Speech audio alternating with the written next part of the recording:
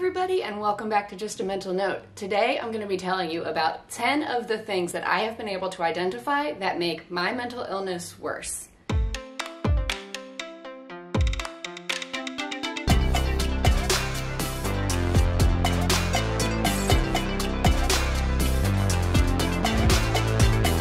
Now, before I started this list, I did want to say that these are the things that affect my mental illness.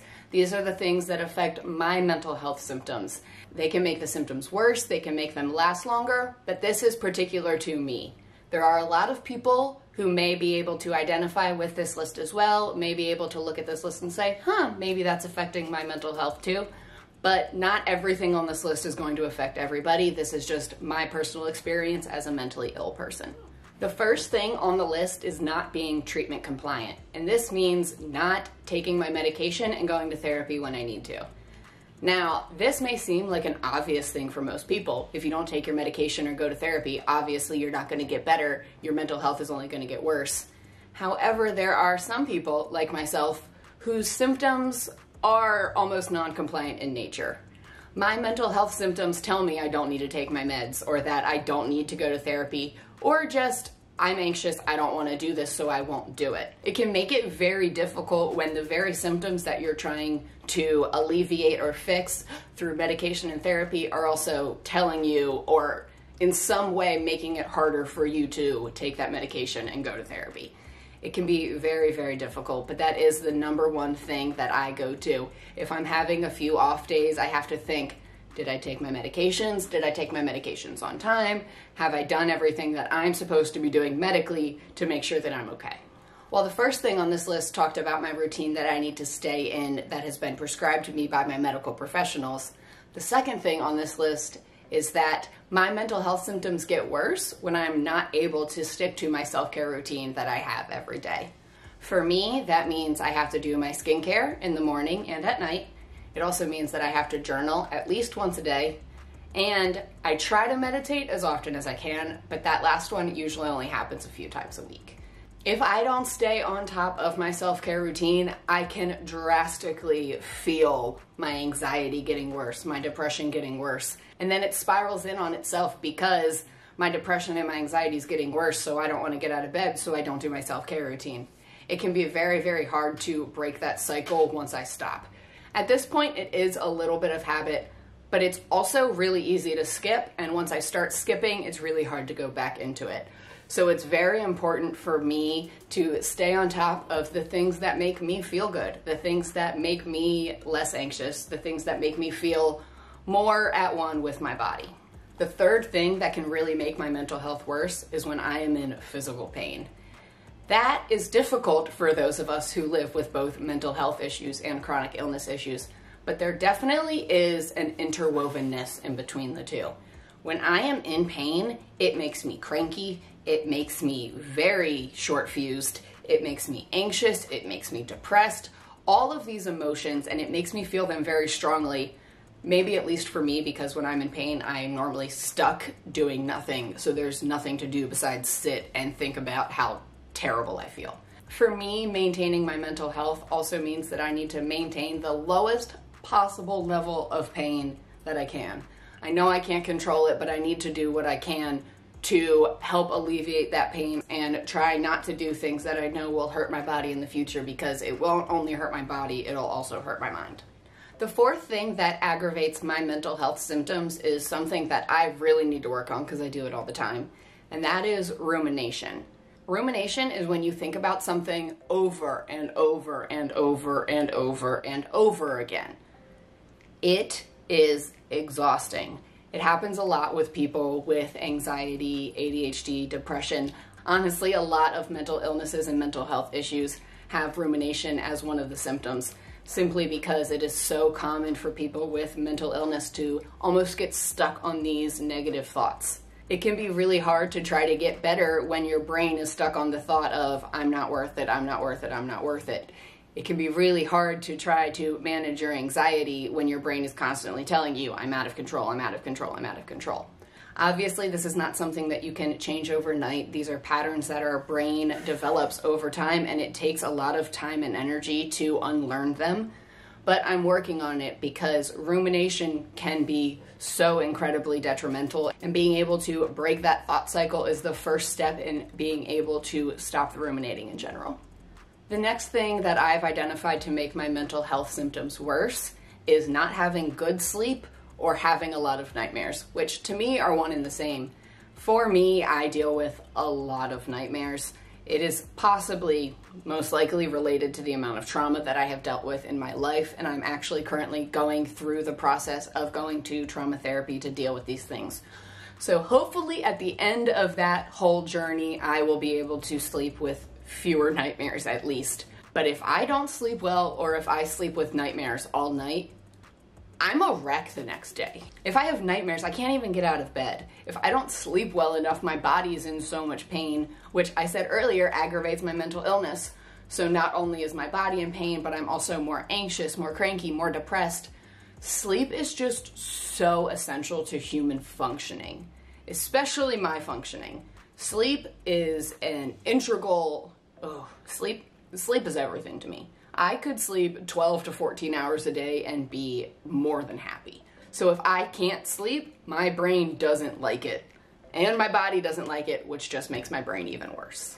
The sixth thing that makes my mental illnesses worse is being socially isolated, which doesn't help considering we're in a pandemic, but I do get my second shot soon, so hopefully I'll be able to be around at least more people than only my husband. Humans are very, very social creatures, and I am no exception to that. I love being around people. I'm a very affectionate person. I love hugging and cuddling with my friends. I love being around my friends. I just like being around people in general. And having to go from having all of these people around me all the time, because I worked in the restaurant industry, I was always around people. There were always people for me to talk to, whether it be customers, coworkers, friends. I'm so used to being around people all of the time that going from that to being socially isolated is hard. My brain, our brains, human brains are not wired to be alone. We are wired to be around people. We want to talk to people. We want to help people. But you can't really do that when you're stuck by yourself. Now, the pandemic is a form of forced social isolation. I'm not happy about it, but it is something that I continue to do in order to keep myself healthy. But I also have issues with isolating myself when my depression symptoms get worse, which then only makes the symptoms themselves worse. For me, when my mental health is acting up, I don't want to talk to people. I don't want to reach out to people. I feel like a burden. I feel like I'm bothering them. So at that point, I don't feel comfortable reaching out to my friends for my mental health issues, but I also just don't want to talk to them because the only thing I can think about is my mental health issues, and I don't want to talk about that. And I just end up isolating myself, which makes my mental health worse. Just talk to your friends. Talk to your friends. Your friends want to be there for you. The people who love and care about you want to be there for you. And I can't tell you how many times my friends have yelled at me, "Why didn't you call me? Why didn't you text me? Why didn't you say anything? I'm here. Please let me help." And even now, when I'm separated from my friends, not only because of the pandemic, but also because my close friends that I have had for years don't live in the same state that I do. I moved away, but also some of them have moved away. So we're all over the place, and they don't care. They say call at any time.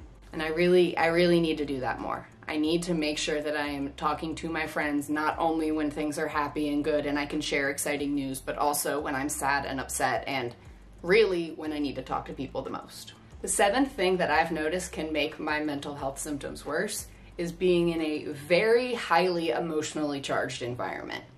Now, sometimes things happen, you can't control it.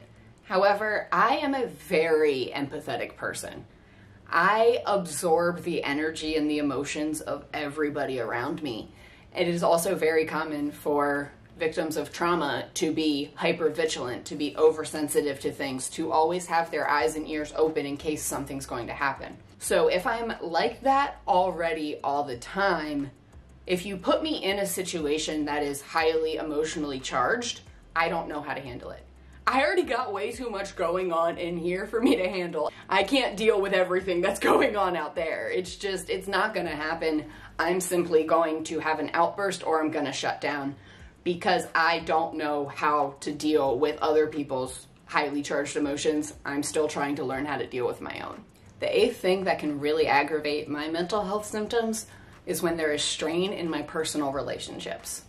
Again, life happens. Not every single one of your relationships is going to be completely perfect and okay all of the time. But if I'm fighting with Jake, that makes my anxiety and depression a lot worse. If I'm fighting with my best friends, that makes those symptoms of depression, anxiety, a lot of rumination can come up. Like I said before, humans are social creatures. I am very, very much a social creature. I have very close relationships with the people in my life. Given what I've gone through growing up, I don't have the closest relationships with some of my biological family. So the people that I have in my life really are my chosen family. And they're very, very important to me. It's not just an everyday average friendship. No, that is somebody that I can call at 2, 3 o'clock in the morning. They will get on a plane, they will get in their car, they will do what they have to do to be there for me. So when there is strain or problems or arguments that come up in these relationships, I am at a much higher level of anxiety, depression, those types of symptoms until the issue can be resolved. I have learned over time how to resolve these conflicts a lot better.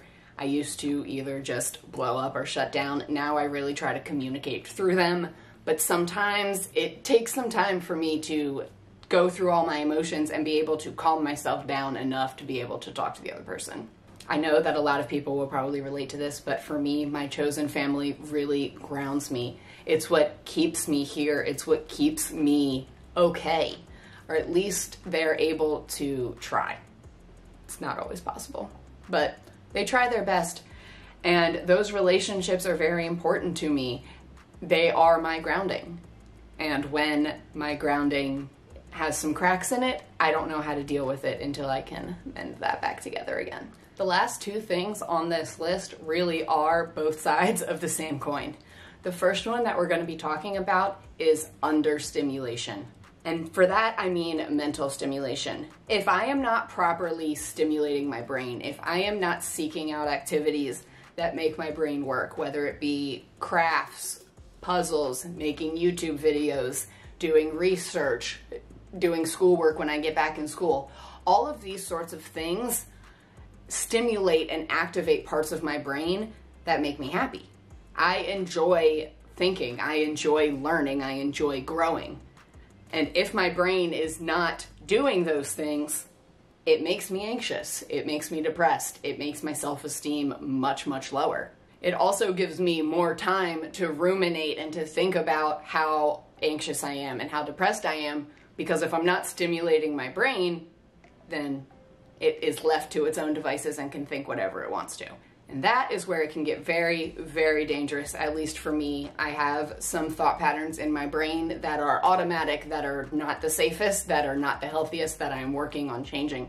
So if I leave my brain to its own devices, it automatically goes down these bad, dark paths, as opposed to focusing on the more positive things in life that I am trying to now work on.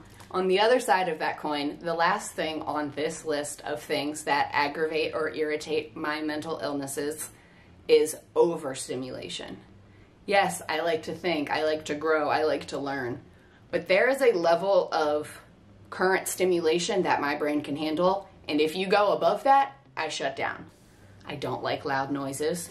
I don't like when a lot of people are talking at once. Noises are a big one to me, but also if I don't know you and you're touching me, that can also be overstimulating to me. I mean, really, at any point in time, if I am overly anxious or anything like that, that can be overstimulating.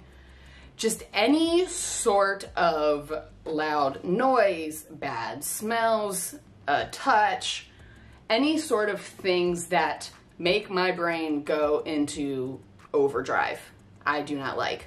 And as I say this, it may make sense to you that I have my own little closet getaway space, which is almost like a sensory deprivation area in which I am able to be there in the quiet, in the dark, to calm my brain down. And so I can think my own thoughts. I can hear what's going on in my brain as opposed to trying to constantly focus on everything that's going on around me. So if my brain is understimulated, it gets bored and has too much time on its hand and does bad things. But if my brain is overstimulated, if there's too much going on in that current moment, I shut down and can't do anything. And that was my list of 10 things that really make my mental illnesses, my mental health symptoms worse. They can make the symptoms themselves feel worse. They can make them last longer. But overall, these 10 things I need to keep in mind. While it is very, very important for us as mentally ill people to figure out what makes us feel good, we need to learn coping skills. We need to learn how to lead happy, positive lives. But it's also really, really important for us to be aware of the things that aggravate our illness, that exacerbate the symptoms, that make you feel worse, so that way you can either avoid it or mitigate it. If I know that having a lot of nightmares makes my anxiety really bad, which then can throw off my entire day, I can then either work on the nightmares or I can work on the anxiety when I wake up. I don't really have a lot of control over nightmares, but there are other things that I have on this list, such as being treatment compliant and complying with my self-care routine, that I do have control over. And those are things that I need to stay on top of because I know if I don't do them, I'm gonna get worse. I think that it's really important for people in general, not just mentally ill people like myself, but everybody, to be aware of how they react to things, how their brain and how their body interacts with the world around them. So that way you can not only seek out those things that make you feel happy and positive and alive, but you can also, again, try to avoid or mitigate those things that make you sad, angry, upset, or at least you can go in and try to figure out why those things are affecting you negatively. As someone who struggles with mental illness, one of my personal goals every day is to try to regulate my emotions and regulate my behaviors as much as I can. And knowing what is going to make my mental health symptoms worse is really, really helpful in trying to stay more steady over time. Thank you guys so much for watching. You already know that I love and appreciate every one of you so much. If you feel comfortable, let me know in the comments down below what specific things make your mental health symptoms worse. This is the part where I tell you, if you haven't already, to smash that like button for me, click subscribe, and ring the notification bell so that way you'll always know when a new video has been posted. Thank you guys so much for watching, and I'll see you next time.